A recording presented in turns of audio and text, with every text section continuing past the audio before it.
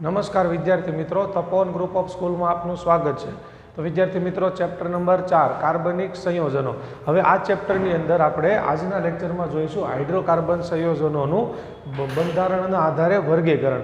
હવે જો આગળના લેક્ચરમાં આપણે વાત કરેલી હતી હાઇડ્રોકાર્બન કોને કહેવાય, બરાબર। તો હાઇડ્રોકાર્બન કોને કહીશું આપણે કે જે કાર્બનિક સંયોજનો માત્ર કાર્બન અને હાઇડ્રોજનના બનેલા હોય એવા સંયોજનોને શું કહેવામાં આવે છે? હાઇડ્રોકાર્બન કહેવામાં આવે છે। અને આ હાઇડ્રોકાર્બન સંયોજન જે છે એના પ્રકાર કેટલા છે? 2, સંતૃપ્ત અને અસંતૃપ્ત। સંતૃપ્ત હાઇડ્રોકાર્બન કોને કહેવાય? જો કાર્બન કાર્બન વચ્ચે સિંગલ બંધ હોય, એટલે કે 2 કાર્બનના પરમાણુ એકબીજા સાથે જોડાય ત્યારે એક ઇલેક્ટ્રોનની ભાગીદારીથી જોડાય તો એવા હાઇડ્રોકાર્બનને શું કહેવાય છે? સંતૃપ્ત હાઇડ્રોકાર્બન।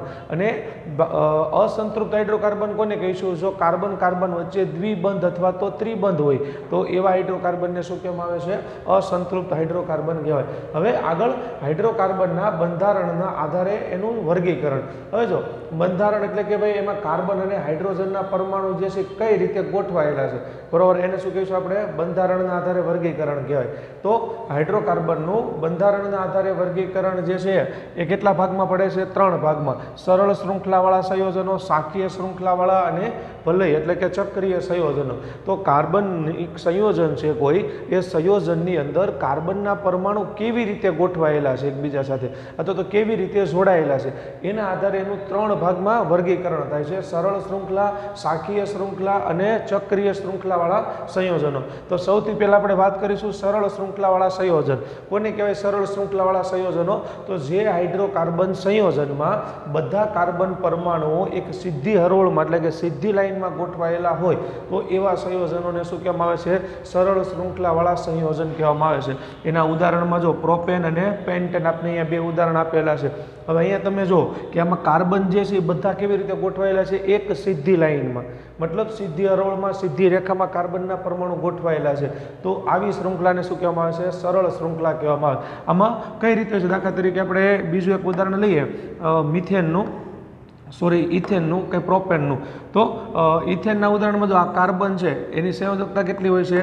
4, એટલે કે એને 4 ઇલેક્ટ્રોનની જરૂર છે, એની છેલ્લી કક્ષામાં 4 ઇલેક્ટ્રોન છે। હવે આ કાર્બન સાથે બીજો કાર્બન જોડાય, એની સંયોજકતા પણ આપણે કેટલી ગણશું? 4। તો જો આ પહેલો કાર્બન 1, 2, 3, 4 સંયોજકતા, બીજો કાર્બન એની સંયોજકતા કેટલી છે? 4। એવી જ રીતે આ ત્રીજો કાર્બન એની સાથે પણ એની સંયોજકતા પણ કેટલી છે? 4। તો બધા કાર્બનની સંયોજકતા 4 4 છે। હવે અહીંયા તમે જો આ 3 કાર્બનના પરમાણુ એક સીધી લાઈનમાં જોડાણા અને બાકી એની સંયોજકતા જ્યાં વધે છે ત્યાં કોણ જોડાઈ જાય છે? હાઇડ્રોજનનો પરમાણુ જે છે એ ઇલેક્ટ્રોનની ભાગીદારી કરીને જોડાય છે। તો આ જે સંયોજન બન્યું આને આપણે શું કહીશું? સરળ શૃંખલાવાળું સંયોજન।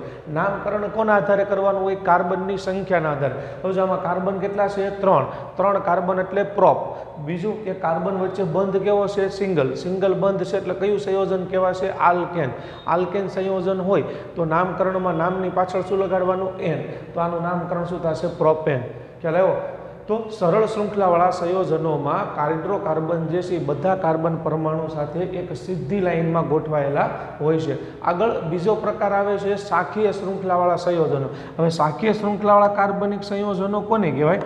તો જે હાઇડ્રોકાર્બન સંયોજનમાં કાર્બન પરમાણુઓ સીધી હરોળમાં તો હોય જ છે, પણ સીધી હરોળ ઉપરાંત એમાં એક કે તેથી વધુ જગ્યાએ શાખાઓ નીકળેલી હોય અથવા તો શાખાઓ ધરાવતા હોય તો એવા સંયોજનોને શું કહેવામાં આવે છે? શાખીય શૃંખલાવાળા સંયોજનો કહેવામાં આવે છે। ઉદાહરણ તરીકે જો આપણે અહીંયા બ્યુટેનનું ઉદાહરણ લઈ શકીએ, પેન્ટેનનું ઉદાહરણ લઈ શકીએ, એ સરળ શૃંખલાવાળા, એટલે આવા આપણે ગમે એટલા બનાવી શકીએ શાખીય શૃંખલાવાળા સંયોજનો। હવે જો આ જે ઉદાહરણ છે આમાં કાર્બન કેવી રીતે ગોઠવાયેલા છે? સીધી હરોળમાં, તો આને આપણે શું કહીશું? સરળ શૃંખલાવાળો કાર્બનિક સંયોજનો। પણ એ સિવાય ઘણી વખત કાર્બન જો સરળ શૃંખલા તો છે જ, સરળ શૃંખલા એટલે સીધી લાઈનમાં તો 2 કાર્બન છે જ, એ સિવાય એમાંથી જો 2 શું પડેલી છે? શાખા પડેલી છે। મતલબ આવી રીતે આ એક કાર્બન જે છે એ બીજા કાર્બન સાથે એક બંધથી જોડાયેલો છે। બંને કાર્બનની સંયોજકતા કેટલી છે? 4 4 છે। તો અહીંયા એક કાર્બન જે છે બીજા કાર્બન સાથે જોડાયેલો છે, એ સિવાય આ જે કાર્બન છે અહીંયા હાઇડ્રોજન જોડાવાના બદલે કાર્બન જોડાય છે ભાગીદારી કરી। એવી જ રીતે આ જે સંયોજકતા વધે છે અહીંયા પણ કાર્બન જોડાઈ ગયો। તો જો આ સીધી લાઈન તો છે, સીધી લાઈનમાં તો કાર્બન છે જ, પણ સીધી લાઈનમાં પાછી શું પડી છે? શાખા પડેલી। તો આવા સંયોજનોને શું કહેવામાં આવે છે? શાખીય સંયોજનો કહેવામાં આવે। હવે એની જે સંયોજકતા બાકી છે ત્યાં બધે કોણ જોડાઈ જશે? હાઇડ્રોજન જોડાઈ જાય। જો આ કાર્બન છે એની સંયોજકતા 4 એટલે 1, 2, 3 અને 4। तो आ चारे बाजू अहींया 3 बाजू कोण जोड़ाशे हाइड्रोजन जोड़ाय तो आ जे संयोजन बन्युं आने आपणे केवुं कहीशुं शाखीय श्रृंखलावाळुं संयोजन कहेवाय के आमां जे छे सरळ श्रृंखला उपरांत एक के वधु जग्याए कार्बनना परमाणुओ शाखा धरावता होय अथवा तो घणी वखत जो આવી રીતે પણ બને आ कार्बन जे छे કેટલા કાર્બન છે 5 એટલે પેન્ટેન તો આ કાર્બન જે છે એની સંયોજકતા કેટલી હશે બધે 4 હોય તો અહીંયા શું થાય છે કે અત્યારે આ સરળ શૃંખલાવાળા છે પણ જો એક અહીંયા કાર્બન જોડાણો તો આ એક જગ્યાએ શાખા પડી એક કાર્બન અહીંયા જોડાણો તો આ બીજી જગ્યાએ શાખા પડી તો જો વ્યાખ્યા પ્રમાણે થયું જે હાઇડ્રોકાર્બન સંયોજનમાં કાર્બન પરમાણુઓમાં સીધી હરોળ ઉપરાંત એકથી વધુ જગ્યાએ શાખા હોય તો જો કાં તો એક જગ્યાએ આવી રીતે શાખા નીકળે અથવા તો એક કરતાં વધુ જગ્યાએ શાખા નીકળે તો આવા સંયોજનોને શું કહેવામાં આવે છે શાખીય સંયોજન કહેવામાં આવે છે તો આ જે ઉદાહરણ થયું આ કોનું થયું શાખીય સંયોજનનું ઉદાહરણ થયું તો શાખીય શ્રૃંખલાવાળા કાર્બનિક સંયોજનો જે છે એનું ઉદાહરણ દઉં બાકીની દરેક જગ્યાએ અહીંયા શું આવશે હાઇડ્રોજન જે કાર્બનની જે સંયોજકતાઓ વધે છે એ સંયોજકતાને સંતોષવા માટે દરેક જગ્યાએ આપણે કોને મૂકીશું હાઇડ્રોજન જે છે એ મૂકીશું આવી રીતે ખ્યાલ આવી ગયો તો સરળ શ્રૃંખલા અને શાખીય શ્રૃંખલામાં ફરક શું હોય છે સરળ શ્રૃંખલામાં કાર્બનના પરમાણુ બધા કેવા હોય છે એક સીધી શ્રૃંખલામાં હોય છે જ્યારે શાખીય શ્રૃંખલા જે છે એમાં કેવું હોય છે કે કાર્બનના પરમાણુ સીધી લાઇનમાં તો ગોઠવાયેલા હોય જ છે પણ સીધી લાઇન સિવાય વચ્ચેથી શું પડતી હોય છે શાખા પડતી હોય તો આવા સંયોજનો જે છે એને શું કહેવામાં આવે છે શાખીય શ્રૃંખલાવાળા કાર્બનિક સંયોજનો કહેવામાં આવે છે તો અહીંયા જો આ જે છે આ બ્યુટેનનું ઉદાહરણ છે જો બ્યુટેનમાં આ સરળ શ્રૃંખલા છે અને આમાંય કાર્બન કેટલા છે 4 જ છે જો 1 2 3 ને 4 કાર્બન 4 જ છે પણ 4 કાર્બનના પરમાણુની ગોઠવણી જે છે એ બદલાઈ ગઈ આમાં જે પરમાણુની ગોઠવણી હતી એ સીધી લાઇનમાં હતી અહીંયા શું થઈ ગયું કાર્બનના પરમાણુની ગોઠવણી સીધી લાઇનમાંથી 2 શાખા પડી ગઈ એટલા માટે એને શું કહેવામાં આવે છે શાખીય શ્રૃંખલાવાળા સંયોજનો ત્યારબાદ ચક્રીય સંયોજનો અથવા તો વલય રચનાવાળા સંયોજનો ચક્રીય સંયોજનો કોને કહેવાય તો જે હાઇડ્રોકાર્બન સંયોજનમાં કાર્બન પરમાણુ મતલબ પહેલો કાર્બન પરમાણુ છે એ અંતિમ કાર્બન પરમાણુ સાથે સીધો જોડાયેલો હોય તો એવા સંયોજનોને શું કહેવામાં આવે છે ચક્રીય સંયોજનો જે છે કહેવામાં આવે છે હવે જો આવું સામાન્ય રીતે 5 કે 6 કાર્બનની શ્રૃંખલાઓ એમાં બને કે ધાર લો કે આ જે છે કાર્બન સંયોજનોની શ્રૃંખલા છે 6 કાર્બનની હવે એમાં આ પહેલો કાર્બન જે છે એની સાથે કોણ જોડાયેલો હોય છેલ્લો કાર્બન અને પહેલો કાર્બન એકબીજા સાથે જોડાયેલો હોય આવું ક્યારે બને છે એ જોઈએ ધારો લો કે આ જે કાર્બન હાઇડ્રોકાર્બન છે એમાં બધી જગ્યાએ હાઇડ્રોજન જે છે એ કાર્બનની સંયોજકતાને સંતોષી દે છે આવી રીતે મતલબ બધી જગ્યાએ હાઇડ્રોજન જે છે એ જોડાય છે પણ પહેલા નંબરનો કાર્બન જે છે એમાં એક હાઇડ્રોજન જોડાતો નથી એટલે આની સંયોજકતા જે છે એ સંતોષાયેલી નથી એવી જ રીતે છેલ્લા નંબરનો કાર્બન જે છે એની સાથે પણ એક હાઇડ્રોજન જોડાયેલો નથી એટલે પહેલા અને છેલ્લા નંબરનો જે કાર્બન છે એ કાર્બનની સંયોજકતા સંતોષાયેલી નથી મતલબ એની સાથે કોઈ તત્વ જોડાયેલો નથી એટલે આ બંને કાર્બનને એક ઇલેક્ટ્રોનની જરૂર છે તો એ એક ઇલેક્ટ્રોનની જરૂરિયાત જ્યારે કોઈ તત્વ એની સાથે જોડાતું નથી ત્યારે કાર્બન ખુદ પોતે કરી લે છે એટલે શું થશે આ પહેલો અને છેલ્લા નંબરનો જે આ બંને કાર્બન છે ને આ બંને કાર્બન એકબીજા સાથે જોડાઈ જશે મતલબ આ અને આ બંને કાર્બન એક ઇલેક્ટ્રોનની ભાગીદારી કરશે અને ભાગીદારી કરવા માટે બંને કાર્બન જોડાશે એટલે આવી રીતે શું બનશે રિંગ બનશે બરાબર વલય બનશે સમજ પડી કે આ પહેલો કાર્બન અને છેલ્લો કાર્બન બંને અહીંથી શું થશે એકબીજા સાથે જોડાવા માટે આગળ આવશે જોડાશે તો જેનાથી શું બનશે આવી વલય કહેતા રિંગની જે છે રચના થાય એટલા માટે આને શું કહેવામાં આવે છે ચક્રીય સંયોજનો અથવા તો વલય રચનાવાળા સંયોજન કહેવામાં આવે છે ખ્યાલ તો વલયવાળા સંયોજનમાં શું થશે આવી રીતે કાર્બન એક ઇલેક્ટ્રોનની ભાગીદારી કરી અને ચક્રીય સંયોજનો ગોળ શ્રૃંખલા બનાવતા તો એને શું કહેવામાં આવે છે વલય અથવા તો ચક્રીય રચનાવાળા સંયોજનો તો ખ્યાલ આવ્યો હાઇડ્રોકાર્બન જે છે એ હાઇડ્રોકાર્બનની અંદર કાર્બનના પરમાણુઓની ગોઠવણીના આધારે મતલબ કે કાર્બનના પરમાણુ કેવી રીતે ગોઠવાયેલા છે એના આધારે હાઇડ્રોકાર્બનના પ્રકાર કેટલા પડશે 3 સરળ શ્રૃંખલામાં શું થશે બધા કાર્બનના પરમાણુ સીધી લાઇનમાં જોડાયેલા હશે બીજું આવે છે શાખીય શ્રૃંખલાવાળા અથવા તો એના ઉપશ્રૃંખલાવાળા સંયોજન કહેવાય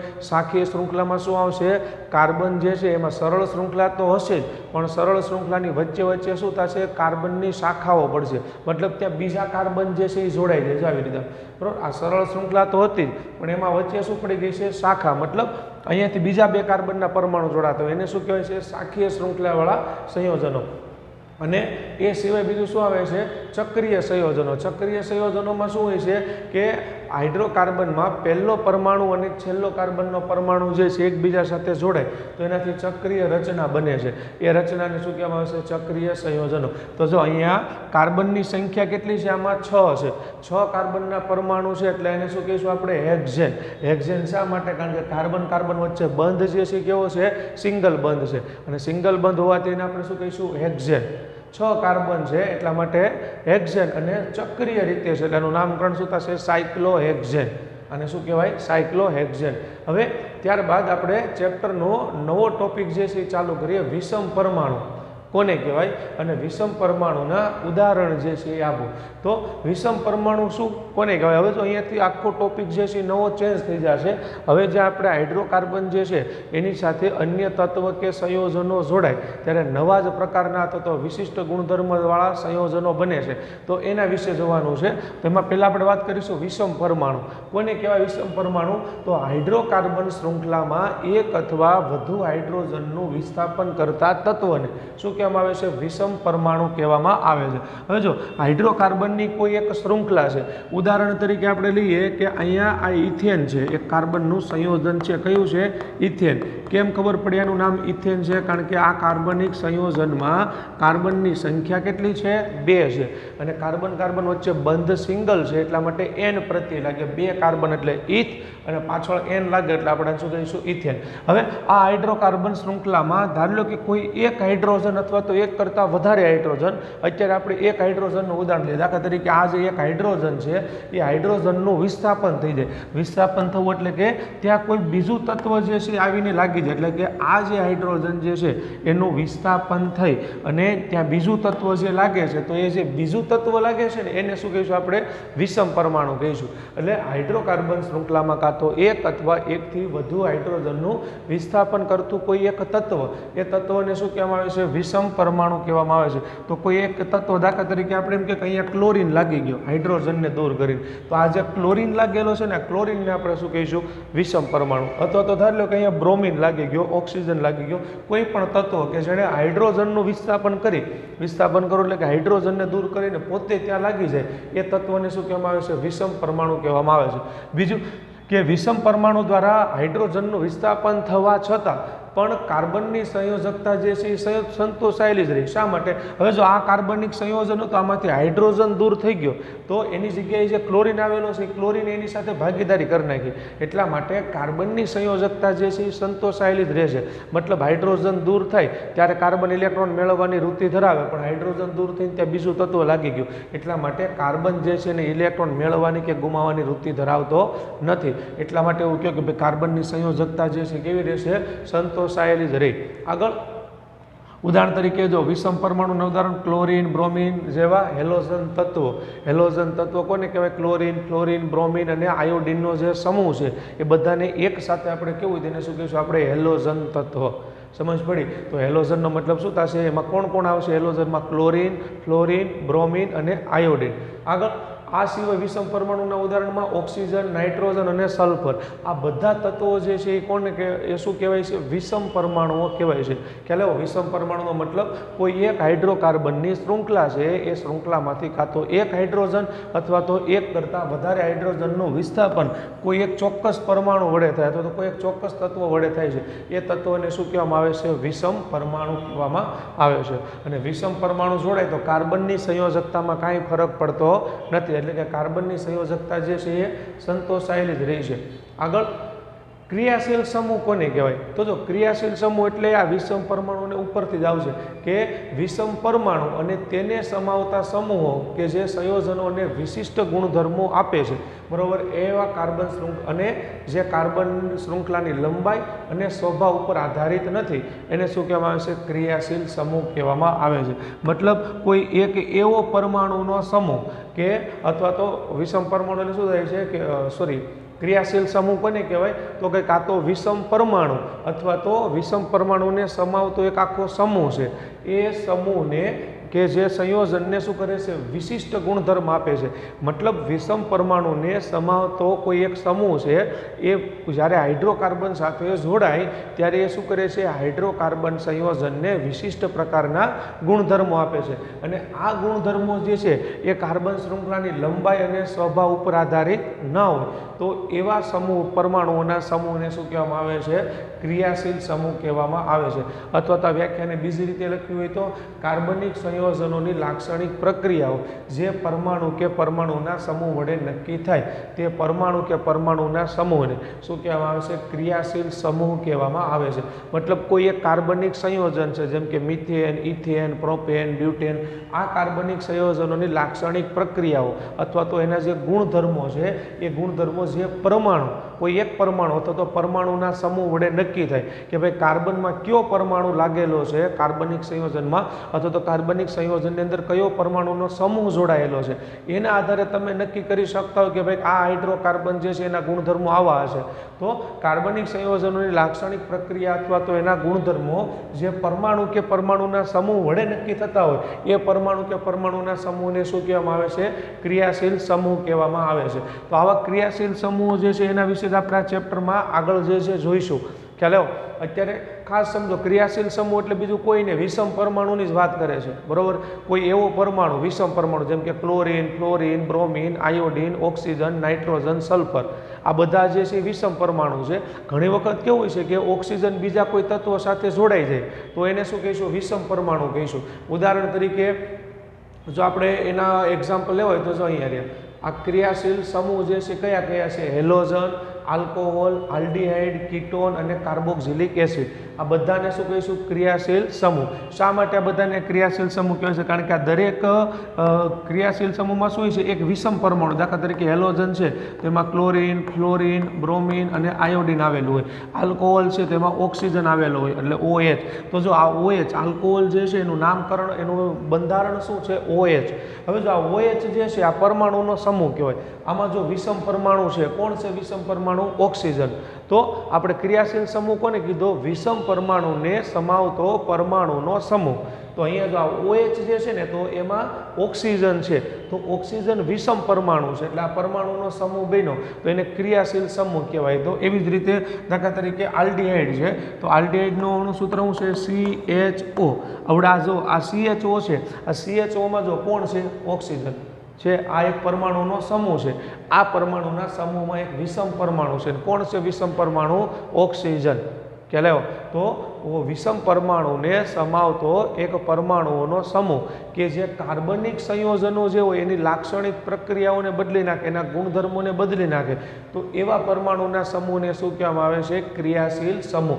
તો આ alcohol, aldehyde, ketone, carboxylic acid, આ બધા કોણ છે, ક્રિયાશીલ સમૂહ છે. શા માટે આ બધાને ક્રિયાશીલ સમૂહ કીધા? કારણ કે આ પરમાણુનો જે સમૂહ છે એ સમૂહની અંદર કોણ આવેલો છે, વિષમ પરમાણુ છે. અને આનું મેઇન કાર્ય શું હોય છે, તો કે આ જે પણ હાઇડ્રોકાર્બન સાથે જોડાય એના ગુણધર્મોને શું કરી નાખે છે, બદલી નાખે છે. એટલા માટે એને શું કહેવામાં આવે છે, ક્રિયાશીલ સમૂહ તરીકે ઓળખવામાં આવે છે. આગળ તો ક્રિયાશીલ સમૂહ જે છે એમાં મુખ્યત્વે કેવું હોય છે કે એક જ ક્રિયાશીલ સમૂહ ધરાવતા જુદા જુદા કાર્બનિક સંયોજનોની રાસાયણિક પ્રક્રિયા જે છે કેવી હોય છે, સમાન હોય છે. ઉદાહરણ તરીકે આપણે લઈએ ધારો કે મિથેન છે, મિથેનની અંદર 4 હાઇડ્રોજન હોય તો 4 હાઇડ્રોજનમાંથી એક હાઇડ્રોજનનું વિસ્થાપન જે છે ક્લોરીન વડે થયું, મતલબ હેલોજન ક્રિયાશીલ સમૂહ વડે થયું. તો અહીંયા જો આનું નામ પહેલાં મિથેન હતું, હવે આનું નામ શું થઈ જશે, ક્લોરોમિથેન.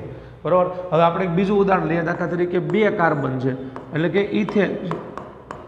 તો ઇથેનમાં અહીંયા દરેક જગ્યાએ હાઇડ્રોજન લાગેલા છે પણ એક જગ્યાએ હાઇડ્રોજનનું વિસ્થાપન થઈ અને ક્લોરીન લાગેલું છે. તો અહીંયા સમજો આ મિથેન અને આ ઇથેન બંનેમાં સમાનતા શું છે, તો કે બંનેની સાથે કોણ લાગેલું છે, એક સમાન ક્રિયાશીલ સમૂહ લાગેલો છે. કયો લાગેલો છે, ક્લોરીન. તો એક જ ક્રિયાશીલ સમૂહ ધરાવતા જુદા જુદા કાર્બનિક સંયોજનો. હવે જો આ 2 જુદા જુદા કાર્બનિક સંયોજન છે, કેમ ખબર પડી? એકમાં કાર્બન 1 છે, એકમાં કાર્બન કેટલા છે, 2. તો આ બંને કાર્બનિક સંયોજનો કેવા છે, અલગ અલગ છે. તો આ અલગ અલગ કાર્બનિક સંયોજનો છે, આ બંને કાર્બનિક સંયોજનોની અંદર ક્રિયાશીલ સમૂહ કેવો છે? એક જ છે. તો એક જ ક્રિયાશીલ સમૂહ ધરાવતા જુદા જુદા કાર્બનિક સંયોજનોની રાસાયણિક પ્રક્રિયા જે છે એ સરખી હશે. મતલબ આની રાસાયણિક પ્રક્રિયાઓ જે બંનેની હશે એ સરખી હશે, અને રાસાયણિક પ્રક્રિયા કોણ ડિસાઇડ કરે છે? એમાં લાગેલો ક્રિયાશીલ સમૂહ. તો બંનેમાં ક્રિયાશીલ સમૂહ સરખો છે એટલે રાસાયણિક પ્રક્રિયા પણ બંનેની કેવી હશે? સરખી હશે. બીજું કે જુદા જુદા ક્રિયાશીલ સમૂહ ધરાવતા કાર્બનિક સંયોજનોની રાસાયણિક પ્રક્રિયા અને ગુણધર્મો કેવા હશે? અલગ.